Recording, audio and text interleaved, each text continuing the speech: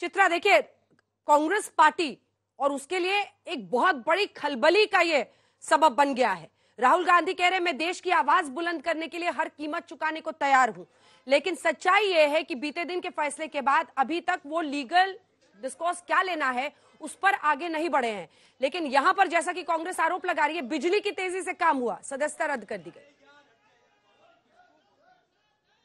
बिल्कुल, देखिए मैं सबसे पहले जानकारी दे दूं, यहाँ पर कांग्रेस पार्टी के दफ्तर में बैठक बस शुरू ही होने जा रही है। यहाँ पर सबसे पहले कांग्रेस के अध्यक्ष मल्लिकार्जुन खड़गे पहुंचते हैं, उसके बाद प्रियंका गांधी आती हैं। उनके आने के साथ ही गांधी तुम संघर्ष करो, हम तुम्हारे साथ हैं, कार्यकर्ता ये नारे लगाते हैं। उसके बाद सोनिया गांधी यहाँ पर पहुंचती है। पी चिदम्बरम पूर्व वित्त मंत्री इस वक्त पहुंच चुके हैं और अब इंतजार किया जा रहा है राहुल गांधी का। लेकिन आखिर इतनी ज्यादा देरी क्यों की गई कांग्रेस पार्टी की ओर से? क्योंकि अगर वो ऊपरी अदालतों का दरवाजा खटखटाते तो हो सकता है उनके लिए दिन में ही राहत की खबर आ जाती। लेकिन कई ऐसे सवाल हैं जिसका जवाब तो कांग्रेस पार्टी को ही देना होगा। लेकिन सबसे बड़ा सवाल यह है कि जो 2023 में कोर्ट से अयोग्य ठहराए जाते हैं, 2024 में वो नरेंद्र मोदी के सामने अपनी योग्यता को कैसे साबित करेंगे। अब कांग्रेस पार्टी नए सिरे से पूरे जोश के साथ अपने नेता को बचाने के लिए आगे बढ़ेगी, उसी की स्ट्रैटेजी यहां पर तैयार की जा रही है। क्योंकि सोनिया गांधी खुद यहां पर पहुंच चुकी हैं, तो आप समझ सकते हैं कि ये बैठक कितनी ज्यादा महत्वपूर्ण कांग्रेस पार्टी के लिए होने जा रही है। बड़े बड़े नेता यहां पर, जो कार्यकर्ता है, नेता सभी की यहां पर मौजूदगी है।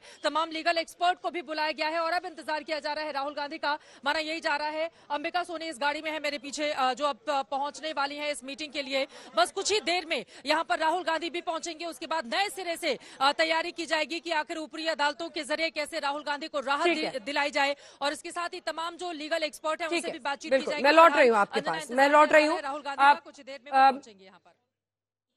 मौसमी, राहुल गांधी अभी नहीं आए हैं, मतलब वहां पर सोनिया गांधी, प्रियंका गांधी, अन्य नेता पहुंचे हैं।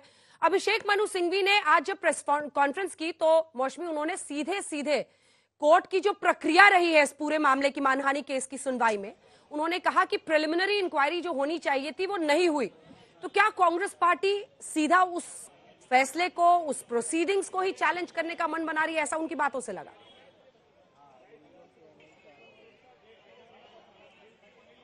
देखिए अंजना, कहीं ना कहीं अब जो बंद कमरों में चर्चा हो रही है कि क्या कानूनी तौर पर कांग्रेस कमजोर पड़ी, क्या कानूनी पेचीदगियां समझने में कमजोर पड़ी, क्या कांग्रेस को पहले रिएक्ट करना चाहिए था या पहले एक्ट करना चाहिए था। हालांकि अभिषेक मनु सिंघवी इस बात को बार बार दोहरा रहे हैं। उन्होंने कल भी कहा था कि सरकार कुछ भी कर सकती है और स्पीकर कुछ भी कर सकते हैं। और जो कानूनी विशेषज्ञ है वो ये मान रहे थे आप कन्विक्टेड है, मतलब कि आप डिस्क्वालीफाई होंगे। वो तलवार कभी नहीं लटक रही थी, वो तो पक्का था। तो फिर आखिर कांग्रेस ने पहले एक्ट क्यों नहीं किया? और अब कांग्रेस को ये लग रहा है, दिक्कत इस बात की है कि अगर ये मामला सिर्फ 1 महीने की सदस्यता रद्द या लोकसभा चुनाव के पहले तक की सदस्यता या संसद के बाहर रहने की बात होती तो बात और होती। लेकिन मामला इस बात पर अटक गया है कि 6 साल तक अगर राहुल गांधी सियासत से बतौर सांसद नहीं बन पाते हैं, इलेक्शन नहीं लड़ पाते हैं, तो फिर कौन, कांग्रेस की नैया को कौन संभालेगा? क्या ये कांग्रेस के लिए एक बहुत बड़ा सेटबैक नहीं है, झटका नहीं है? इस बात पर आज विश्लेषण यहाँ पे होगा और जाहिर तौर पे तैयारी इलेक्शन कमीशन में भी हो रही है वायनाड के चुनाव की, उसमें भी चर्चा होगी कि राहुल गांधी नहीं सही तो और कौन? क्या प्रियंका गांधी वाड्रा का नाम सामने आएगा? कयासबाजी तेज हो गई है कि क्या प्रियंका गांधी वाड्रा का नाम कांग्रेस पार्टी वायनाड से चुनाव के लिए जो है देगी। पर अभी ये कयासबाजी है, इसमें कोई पुष्टि नहीं है, पर जरूर जो है चर्चा जोरों से हो रही है। मौसमी, जैसे ही कोई हलचल वहां पर होती है फौरन इशारा कीजिएगा, आपका रुख करेंगे और ये भी जानेंगे कि ऑफ रिकॉर्ड कांग्रेस पार्टी के जो बड़े बड़े वकील हैं वो क्या ये मान रहे हैं कि हाईकोर्ट या सुप्रीम कोर्ट से राहत राहुल गांधी को मिल जाएगी। गौरव भाटिया जी, पूरा विपक्ष लामबंद हो रहा है, सब कह रहे हैं तानाशाह की एक तो आरोप लग रहा है सीधा सीधा आपकी सरकार पर।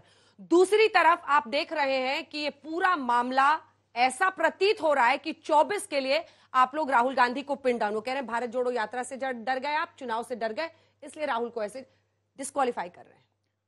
देखिए अंजना जी, सबसे पहले तो देश की न्यायपालिका को तानाशाह बुलाना मैं समझता हूं बिल्कुल ठीक बात नहीं है। ये कंटेम्प्ट ऑफ कोर्ट है और राहुल गांधी वैसे अभी बेल पे बाहर है।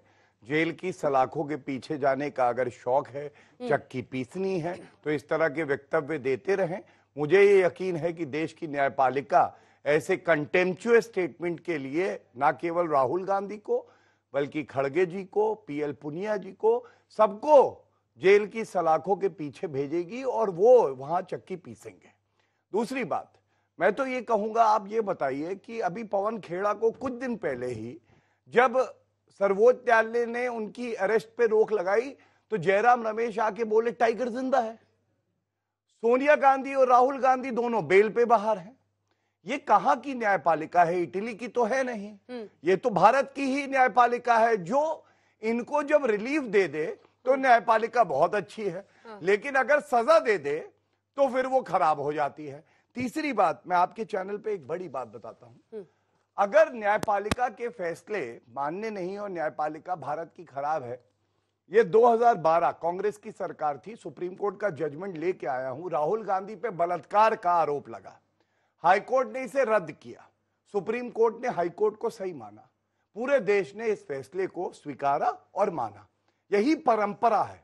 तो अगर एक फैसले को पूरा देश मानता है और दूसरा न्यायपालिका में इनको आरोपी मान के दोष सिद्ध हो जाता है, तो ये उस पे अगर प्रश्न लगाएंगे तो ये कमजोरी हमारे देश की, लोकतंत्र की, न्यायपालिका, जनता की, मीडिया की और पॉलिटिकल पार्टी की नहीं है। ये कमजोरी है कांग्रेस पार्टी, उसकी विचारधारा और राहुल गांधी की। ठीक है।